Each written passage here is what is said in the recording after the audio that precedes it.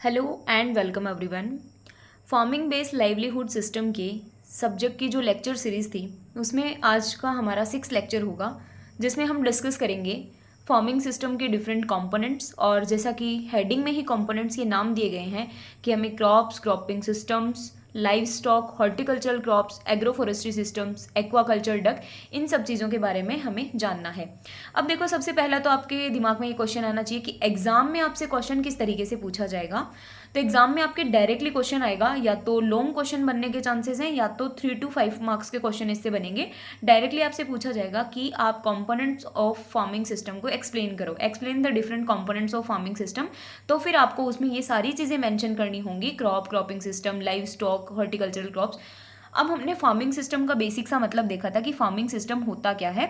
एक बार revision point of view से हम इसकी शॉर्ट में डेफिनेशन देख लेते हैं कि फार्मिंग सिस्टम वो सारी एग्रीकल्चरल एक्टिविटीज इन्वॉल्व करता है जिससे कि सस्टेनेबल प्रोडक्शन हो सके। अब फार्मिंग सिस्टम यानी कि यहाँ पर हम सिर्फ क्रॉप्स की रियरिंग नहीं करेंगे, हम यहाँ पर 2 या 2 से ज़्यादा एग्रीकल्चरल एक्टिविटीज़ को सम्मिलित करेंगे, फिर चाहे वो लाइव स्टॉक की रियरिंग हो या फिर वो एग्रो फॉरेस्ट्री में ट्रीज़ लगाना हो या फिर कोई भी एग्रीकल्चरल एक्टिविटी, सेरीकल्चर हो, एपीकल्चर हो, किसी भी 2 या 2 से ज़्यादा एक्टिविटीज़ को जब हम एक साथ यूज़ करते हैं तो उसे बोलते हैं फार्मिंग सिस्टम। और फार्मिंग बेस्ड सिस्टम को अडॉप्ट करने का मेन ऑब्जेक्टिव क्या होता है, क्योंकि हमें हमारे इनकम को डाइवर्सिफाई करना है, ताकि फार्मर्स के पास अगर सिर्फ एक सोर्स ऑफ इनकम हुआ, अगर वो डिस्ट्रॉय हो गया किसी भी कारण से, तो उसको पर्टिकुलर इनकम से बेनिफिट नहीं हो पाएगा। तो हम क्या करते हैं, इनकम सोर्स को डाइवर्सिफाई कर देते हैं, ताकि एक सोर्स से अगर इनकम नहीं हो पाई है तो दूसरे सोर्स से इनकम हो जाए, ताकि लिविंग ऑफ स्टैंडर्ड जो है उसको मेंटेन रखा जा सके। अब हम बात करेंगे different components of farming system जो भी आपके सिलेबस में मैंशनड है। सबसे पहले हम बात करते हैं क्रॉप्स एंड क्रॉपिंग सिस्टम। देखो, क्रॉप वर्ड का मतलब क्या होता है, आप जनरली हिंदी में इसे देखेंगे तो आपको मिलता है पौधे, लेकिन क्रॉप का मतलब होता है बेसिकली वो सारे पौधे जो कि मोर्फोलॉजी में सेम हो और जिनकी हार्वेस्टिंग सेम टाइम पर हो, उनको हम बोलते हैं क्रॉप्स। उन ग्रुप ऑफ प्लांट्स को हम बोलते हैं क्रॉप्स, ठीक है। या इनको क्रॉप्स जो होते हैं उनको हार्वेस्ट पहले उगाया जाता है, देन हार्वेस्ट करेंगे। और हार्वेस्ट किस पर्पज़ के लिए करेंगे, या तो फूड, फोडर, फाइबर, फ्यूल या फिर रॉ मटेरियल्स के लिए उनको हार्वेस्ट किया जाता है। सेकेंड हमारे आते हैं क्रॉपिंग सिस्टम। देखो, क्रॉपिंग सिस्टम क्या होता है, बेसिकली ये डिस्क्राइब करता है कि हम किस तरीके से, किस पैटर्न से खेती कर रहे हैं ना। जैसे कि आप पढ़ते हैं कि हम रो टू रो डिस्टेंस देखते हैं कि किन्हीं भी 2 प्लांट्स के बीच में कितना डिस्टेंस रखना है और रो टू रो डिस्टेंस कितना रखना है ना। तो ये सारी चीज़ें जो एक पैटर्न है क्रॉपिंग का, उसे हम बोलते हैं क्रॉपिंग सिस्टम, ताकि जो रिसोर्सेज हैं, नेचुरल रिसोर्सेज हैं, उनका एफिशिएंट यूज़ किया जा सके पर्टिकुलर टाइम और स्पेस में। अब हम बात करते हैं कि क्रॉपिंग सिस्टम किस किस तरीके के हो सकते हैं। जैसे सबसे पहला आता है मोनोक्रॉपिंग। मोनोक्रॉपिंग का मतलब हो गया कि एक लार्ज एरिया पर सिर्फ एक सिंगल टाइप की क्रॉप को ग्रो करना। अब मोनोक्रॉपिंग के बहुत सारे डिसएडवांटेजेस हैं। डिसएडवांटेजेस ये है कि अगर हम एक लार्ज एरिया पर मोनोक्रॉपिंग करेंगे, एक सिंगल क्रॉप को या लगाएंगे, तो इससे होगा क्या, डिजीज़ और पेस्ट का जो अटैक है उसके चांसेस ज़्यादा हो जाएंगे। तो मोनोक्रॉपिंग का मतलब होता है ओनली एक टाइप की क्रॉप को ग्रो करना एक स्पेसिफिक एरिया पे ईयर आफ्टर ईयर, जैसे कि वीट और राइस। सेकेंड क्रॉपिंग सिस्टम आता है मिक्स्ड क्रॉपिंग। हमने पहले भी इसको डिस्कस किया है। मिक्स्ड क्रॉपिंग का मतलब क्या होता है कि हम बिना किसी रो अरेंजमेंट के, यानी कि 2 या 2 से ज़्यादा क्रॉप्स के सीड को मिक्स करके हमने ग्रो कर दिया। उसमें कोई रो टू रो पैटर्न नहीं है, कोई plant to plant distance maintain नहीं है, जस्ट सिर्फ ब्रॉडकास्टिंग कर दी है। उसे बोलेंगे mix cropping. It means growing 2 और more crop simultaneously in the same field without a distinct row management, ठीक है। उसके बाद में हम बात करते हैं इंटरक्रॉपिंग। इंटरक्रॉपिंग, देखो यहाँ पर 2 चीज़ें होती हैं। मिक्स्ड क्रॉपिंग में हमने 2 क्रॉप्स के सीड को मिक्स करके उसको ग्रो किया है, जिसमें एक डिस्टिंक्ट रो अरेंजमेंट नहीं होता है। और इंटरक्रॉपिंग में क्या होता है, हम 2 या 2 से ज़्यादा क्रॉप्स को एक साथ ग्रो करते हैं, लेकिन यहाँ पर रो अरेंजमेंट जो होती हैं वो डिस्टिंक्ट होती हैं, यानी कि रो टू रो के बीच में डिस्टेंस जो है वो मेंटेन रहती है। जैसे कि मेज़ और काउपी की इंटरक्रॉपिंग करते हैं, वीट और मस्टर्ड की इंटरक्रॉपिंग करते हैं, ठीक है। नेक्स्ट आता है क्रॉप रोटेशन। क्रॉप रोटेशन का बेसिक सा मतलब क्या होता है कि एक पर्टिकुलर पीस ऑफ लैंड पर आप ईयर बाय ईयर फसलों को चेंज करके बो रहे हो, ताकि सोइल की हेल्थ इंप्रूव हो सके और पेस्ट और डिजीजेस का जो अकरेंस है उसको कम किया जा सके, ठीक है। क्योंकि देखो, क्रॉप रोटेशन का मतलब बेसिकली ये हो गया कि अगर आप सेम फैमिली की क्रॉप्स को लगा रहे हो, तो कुछ पैथोजेंस ऐसे होते हैं जो एक स्पेसिफिक, कुछ पैथोजेंस या फिर कुछ पेस्ट जो हैं वो ऐसे होते हैं कि वो एक पर्टिकुलर, जैसे मान लो कि लेग्यूमिनेसी फैमिली को जो अटैक कर रहे हैं, अगर आप बार बार उसी पर्टिकुलर फील्ड पर लेग्यूमिनेसी क्रॉप को ग्रो कर रहे हो तो फिर वहाँ पर उस पेस्ट के अक्रेंस के चांसेस ज़्यादा हो जाते हैं। बट अगर आप बीच में एक ब्रेक दे देते हो, पहले लेग्यूमिनेसी क्रॉप को ग्रो किया, उसके बाद में कुछ सीरियल या पल्सेस सीरियल्स को ग्रो कर लिया, तो वहाँ पर एक ब्रेक लग जाता है जिससे उस पेस्ट डिजीज़ का अक्रेंस जो है वो कम हो जाता है। तो क्रॉप रोटेशन बहुत नेसेसरी है अगर हमें पेस्ट और डिजीजेस के अटैक से हमारी क्रॉप को बचाना है तो। नेक्स्ट आता है एग्रो पास्टोरल सिस्टम। देखो पास्टोरल का मतलब जहाँ पर भी पास्टोरल आएगा ना, आपको याद रखना है एनिमल्स से, यानी कि लाइव स्टॉक से। अगर Silvi culture Silvi word use हो रहा है, इट मीन्स आपको यहाँ पर ध्यान रखना है ट्रीज से, और एग्रो मतलब क्रॉप से। तो यहाँ पर क्या मेंशन है, agro pastoral system. It means agro मतलब क्या होगा, क्रॉप्स, पास्टोरल मतलब क्या होगा, लाइव स्टॉक। यानी कि ये ऐसा सिस्टम होगा जिसमें हम क्रॉप्स के साथ में लाइव स्टॉक की रियरिंग करेंगे ताकि जो प्रोडक्टिविटी है बेसिकली उसको एनहेंस किया जा सके। कैसे होगी प्रोडक्टिविटी एनहेंस, जो एनिमल्स हैं वो उनसे जो मैन्योर प्राप्त होगी वो हम सोइल में अप्लाई करेंगे तो क्रॉप्स की प्रोडक्टिविटी बढ़ेगी, प्रोडक्शन बढ़ेगा, और उन क्रॉप्स का जो भी स्टबल्स वगैरह होंगे, जो भी उसका चारा होगा, वो हम लाइव स्टॉक को फीडिंग कराने के लिए यूज़ करेंगे। ठीक है, तो ये हो गया एग्रो पास्टोरल सिस्टम। नेक्स्ट हमारे कंपोनेंट्स आते हैं लाइव स्टॉक बेस्ड सिस्टम्स। देखो लाइव स्टॉक बेसिकली जो होता है एक आजकल फार्मिंग सिस्टम में बहुत इंपॉर्टेंट रोल प्ले करने लगे हैं, क्योंकि फूड सिक्योरिटी तो देते ही देते हैं ये, इसके साथ में इनकम स्टेबिलिटी का काम भी करते हैं। अगर की लाइव स्टॉक सिस्टम्स की बात करें तो देखो डेयरी फार्मिंग आती है। आपको पता है एनिमल्स को बेसिकली जो गाय भैंसें होती हैं उनको मिल्क प्रोडक्शन के पर्पज़ के लिए ही उनको पाला जाता है, उनको रियर किया जाता है, जैसे कि काऊ बफेलो हो गए। ठीक है, इसके अलावा इनसे बहुत अधिक मात्रा में या बहुत ज़्यादा कंसंट्रेशन में इनसे मैन्योर भी मिलती है गोबर के रूप में, जिससे आप वर्मी कंपोस्ट भी बना सकते हैं, और कॉमन जो FIM है फार्म यार्ड मैन्योर है उसके रूप में भी आज आप उसको यूज़ कर सकते हैं। नेक्स्ट आता है पिगरी। पिगरीज को बेसिकली हम क्या करते हैं, मीट प्रोडक्शन के लिए रेज करते हैं, और उसके जो मीट प्रोड्यूस होता है उसको क्या बोला जाता है, पोर्क बोला जाता है। नेक्स्ट आता है गोट फार्मिंग। गोट को बेसिकली आप मीट के लिए भी ग्रो कर सकते हो, रेस कर सकते हो, मिल्क के लिए भी रेस किया जाता है, क्योंकि इसके गोट का जो मिल्क होता है वो बहुत ज़्यादा हाईली हेल्थ बेनिफिशियल होता है, तो इसीलिए लोगों के द्वारा ये मेडिसिन बनाने में भी जो गोट मिल्क है उसका यूज़ किया जाता है। नेक्स्ट है पोल्ट्री फार्मिंग। अब देखो आपने बहुत बार सुना होगा कि पोल्ट्री फार्मिंग जो है उसको हम लाइव स्टॉक के अंदर कंसिडर नहीं करते हैं। अगर आपने एनिमल हस्बेंड्री पढ़ी होगी या पढ़ने वाले होंगे तो आप देखेंगे कि जो डॉग का बेसिकली स्टडी है और पोल्ट्री फार्मिंग जैसी स्टडी है उनको हम लाइव स्टॉक के अंदर कंसिडर नहीं करते हैं, उसको एक अलग कंसिडर करते हैं। बट फिर भी आपको ध्यान रखना है कि पोल्ट्री फार्मिंग का मतलब क्या होता है कि बेसिकली हम इसमें चिकन्स को एग और मीट के लिए उनकी रेयरिंग करते हैं, और पोल्ट्री से बहुत बहुत न्यूट्रिशियस मैन्योर भी मिलती है जो कि क्रॉप्स के लिए काफ़ी ऑर्गेनिक फर्टिलाइजर का काम करती है। डक फार्मिंग, डक्स को भी मीट, एग्स के लिए और फेदर्स के लिए रेयर किया जाता है। शिप फार्मिंग, शिप आपको पता है सबसे ज़्यादा शिप जो है वो वुल के लिए यूज़ की जाती है, और बहुत कभी कभार वो मिल्क और मीट पर्पस भी उनका हो सकता है। नेक्स्ट आते हैं इंटीग्रेटेड लाइव स्टॉक सिस्टम। अब देखो इंटीग्रेटेड लाइव स्टॉक, अब लाइव स्टॉक में जितनी भी ब्रांचेज आ गई, फिर आप चाहे यहाँ पर गोट फार्मिंग की बात कर लो, पिगरी की बात कर लो, है ना, शिप की बात कर लो, तो यहाँ पर क्या हो गया, हम mixed crop live stock farming system की बात करें, यहाँ पर हम लाइव स्टॉक सिस्टम की बात करें इंटीग्रेटेड, इस मीन्स क्रॉप के साथ में लाइव स्टॉक की फार्मिंग कर सकते हैं, या फिर किन्हीं ये जो सारी एक्टिविटीज़ यहाँ पर मेंशन की गई हैं उनमें से किन्हीं 2 या 2 से ज़्यादा एक्टिविटीज़ को हम एक साथ करेंगे। जैसे कि आपको पता है कि पोल्ट्री फार्मिंग को हम यूज़ कर सकते हैं और उसके साथ में फ़िश की कल्चरिंग हम कर सकते हैं। पोल्ट्री फार्मिंग का जो भी ड्रूपिंग्स होंगी उनको हम फिश के लिए फीडिंग का काम करेंगी, वो सारी चीज़ें, है ना।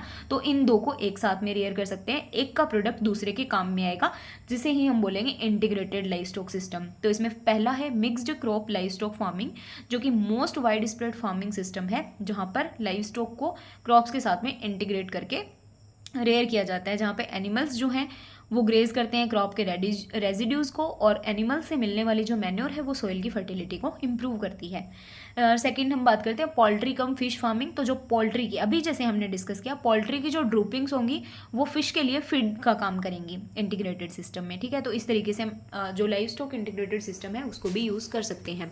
नेक्स्ट आता है हॉर्टिकल्चरल क्रॉप्स। देखो हॉर्टिकल्चरल्स में हम इन्वॉल्व करते हैं, आपको पता होना चाहिए, जो भी fruit, vegetables, ornamental flowers, medicinal plants जो हैं वो हॉर्टिकल्चरल क्रॉप्स के अंदर कंसिडर की जाती हैं। हॉर्टिकल्चरल क्रॉप्स जो होती हैं वो बेसिकली हायर वैल्यू क्रॉप होती हैं, जो कि एक फार्मर की इनकम को सीरियल क्रॉप्स की तुलना में ज़्यादा एनहेंस करती हैं और स्मॉल होल्डर फार्मर्स के लिए न्यूट्रिशन का काम भी करती हैं। जैसे अगर हॉर्टिकल्चरल क्रॉप्स के की कंपोनेंट्स की बात की जाए तो जैसे फ्रूट्स हो गए, वेजिटेबल्स होगी, ऑर्नामेंटल्स हो गए, मेडिसिनल और एरोमेटिक प्लांट्स हो गए। जैसे कि आपको इसका एग्जांपल याद रखना है मेडिसिनल और एरोमेटिक प्लांट्स में, जैसे टर्मरिक हो गया, एलोवेरा हो गया, लेवेंडर हो गया। नेक्स्ट फिर हम बात करते हैं एग्रो फॉरेस्ट्री सिस्टम की। एग्रो फॉरेस्ट्री देखो, एग्रो फॉरेस्ट्री आपको पता है एग्रो फॉरेस्ट्री में क्या आ गया, एग्रो मतलब एग्रोनॉमी से रिलेटेड, फॉरेस्ट्री मतलब प्लांट से रिलेटेड, यानी कि यहाँ पर हम क्या कर रहे हैं एग्रो फॉरेस्ट्री में इंटीग्रेशन कर रहे हैं हम ट्रीज़ का भी, यानी कि वहाँ पर पेड़ भी उगे हुए हैं, हम क्रॉप्स को भी लगा रहे हैं और लाइव स्टॉक की फार्मिंग भी कर रहे हैं, उसे बोलते हैं एग्रो फॉरेस्ट्री सिस्टम। ये बेसिकली एक इकोलॉजिकल और इकोनॉमिक बेनिफिट प्रोवाइड कराता है सॉइल फर्टिलिटी को। अब देखो यहाँ पर एक कॉमन सी चीज़ है कि कैसे सॉइल फर्टिलिटी इंप्रूव होगी। हम क्या बोल रहे हैं, एग्रो फॉरेस्ट्री सिस्टम में हमने 3 चीज़ें इन्वॉल्व की हैं, ध्यान से देखना है आपको। सबसे पहले हमने ट्रीज़ को इन्वॉल्व किया है, सेकंड हमने क्रॉप्स को किया है, एंड थर्ड हमने लाइव स्टॉक को किया है। देखो जैसे सपोज़ कि ये कोई पर्टिकुलर फील्ड है, यहाँ पर ट्रीज़ लगा दिए गए हैं, ये इस तरीके से एक पर्टिकुलर स्पेसिंग के ऊपर। यहाँ पर जो बीच में स्पेस बचा है यहाँ पर क्रॉप्स की रियरिंग कर ली है, और इसके एक पर्टिकुलर पार्ट पर यहाँ पर लाइव स्टॉक की रियरिंग कर ली गई है। ठीक है, अब देखो ये जो पेड़ है यहाँ से हमें टिम्बर मिलेगा, यानी कि लकड़ी मिलेगी।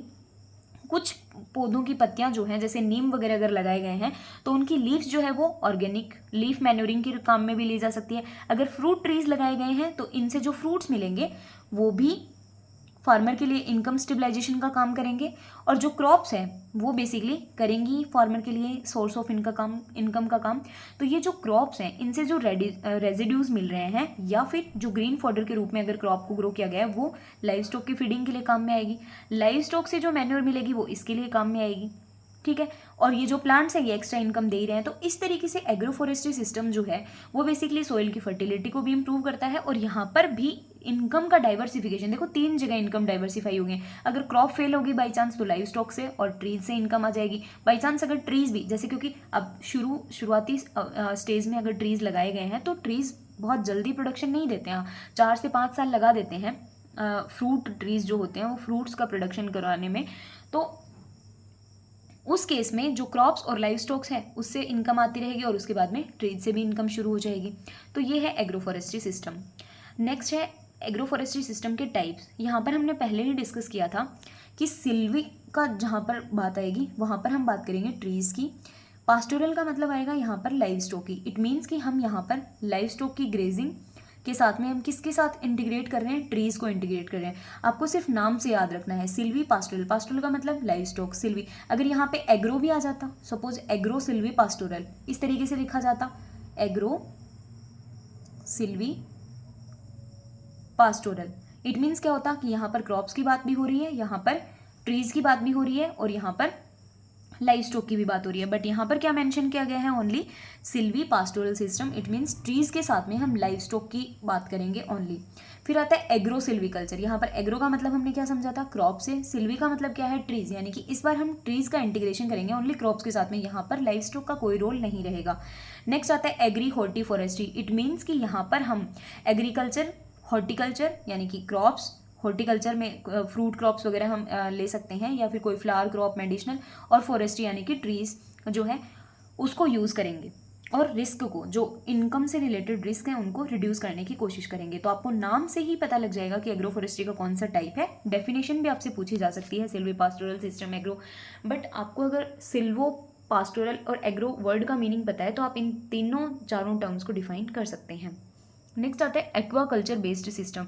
एक्वाकल्चर का मतलब क्या हो गया कि पानी के अंदर जो हम जिन भी पर्टिकुलर ऑर्गेनिज्म की स्टडी, ऑर्गेनिज्म को रेयर कर रहे हैं, जैसे कि फ़िश हो गई सबसे ज़्यादा, एक्वेटिक या एक्वाकल्चर में हम फिश को ही इन्वॉल्व करते हैं। ठीक है, अगर इंटीग्रेटेड एक्वाकल्चर सिस्टम की बात करें तो देखो पोल्ट्री कम फिश फार्मिंग हमने अभी डिस्कस किया था। इसमें जो पोल्ट्री होगी उसके जो ड्रूपिंग्स होंगे, उसका जो वेस्ट मटेरियल होगा वो फिश के लिए फीड का काम करेगा, भोजन का काम करेगा।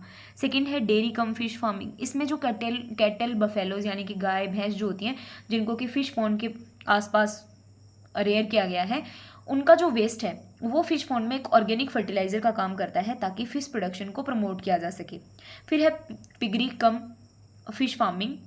जिसमें कि फिग्स को या जो पिग्स हैं उनको रेज्ड किया जाता है फिश पॉन्ड के साथ में, ताकि पिग के जो एक्सक्रीटरी मटेरियल है उसको न्यूट्रिएंट सोर्स के रूप में काम में लिया जा सके एक्वेटिक ऑर्गेनिज्म में। बेसिक सा मतलब ये है कि आपको फिश अगर रियर करनी है तो फिश को आपको फीडिंग भी करानी होगी उनके ग्रोथ एंड डेवलपमेंट के लिए। तो उसके लिए आप अलग अलग जैसे पोल्ट्री को यूज़ कर सकते हैं, डेयरी में जो भी एनिमल्स आते हैं कैटल बफेलोज उनको यूज़ कर सकते हैं, पिगरीज को यूज़ कर सकते हैं।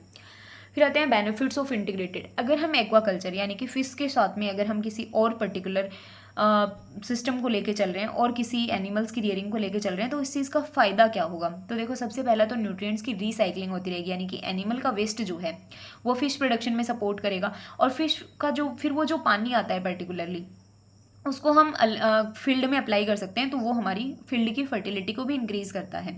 इसके अलावा फार्म इनकम एनहेंस हो जाती है। देखो फार्मिंग सिस्टम का ऑब्जेक्टिव ही यही है कि इनकम को डाइवर्सिफाई करना।